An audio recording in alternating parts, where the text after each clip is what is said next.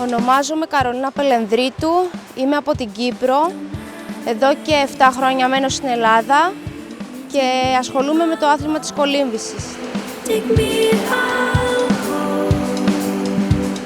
Η καριέρα μου ξεκίνησε στα 9 μου χρόνια.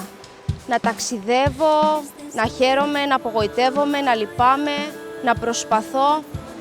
Αλλά όλο αυτό μου έδωσε πάρα πολλές εμπειρίες.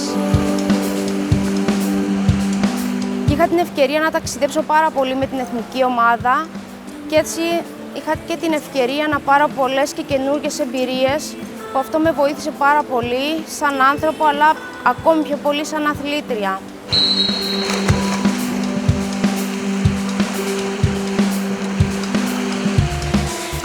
Στα 16 μου χρόνια ήρθα αντιμέτωπη με την πρώτη, ίσως και μεγαλύτερη πρόκληση της ζωής μου, που έπρεπε πλέον να αποδεχτώ το πρόβλημα της όρασής μου.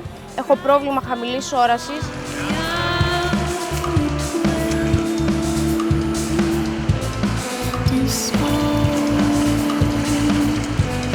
Εντάχθηκα στην Παραολυμπιακή Επιτροπή και έφτασα τώρα σήμερα να είμαι 2 φορές χρυσή παραολυμπιονίκης και 1 φορά χάλκινη.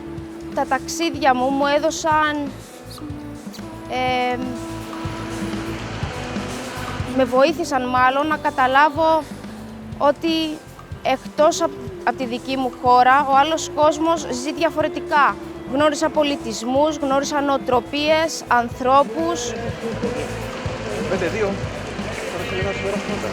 Τα ταξίδια θεωρώ ότι μου έδωσαν πολύ μεγάλη εμπειρία σαν άνθρωπο. Καταρχήν ξεκίνησα να ταξιδεύω πάρα πολύ μικρή για αγώνες στο εξωτερικό και η συναναστροφή μου με άλλους αθλητές και με γενικότερα άλλους ανθρώπους με έκαναν να ανταλλάξω απόψεις και μέσα από αυτό να γίνω πιο έμπειρη.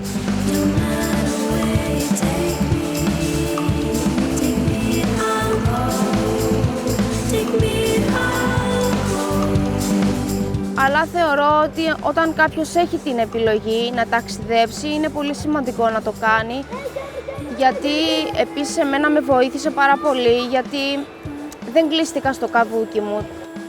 Παρόλο που είχα το πρόβλημα της όρασης, που με δυσκόλευε πολύ και με δυσκολεύει στην καθημερινότητά μου, μου έδωσε την ευκαιρία να ταξιδέψω, να δω πράγματα, και όταν βλέπεις πράγματα ανοίγουν τα μάτια σου, ανοίγουν οι οριζοντές σου και με μένα αυτό έγινε.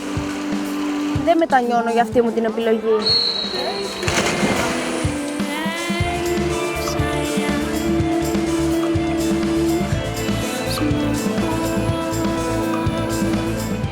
Η συμβουλή που θέλω να δώσω στους νέους ανθρώπους σήμερα είναι να έχουν στόχους, ενδεχομένως ψηλούς στόχους, να εργάζονται για αυτούς και να ξέρουν ότι κανένας δεν θα έρθει να τους φέρει στα χέρια ευκαιρίες. Πρέπει να ψάξουν, να βρουν ευκαιρίες.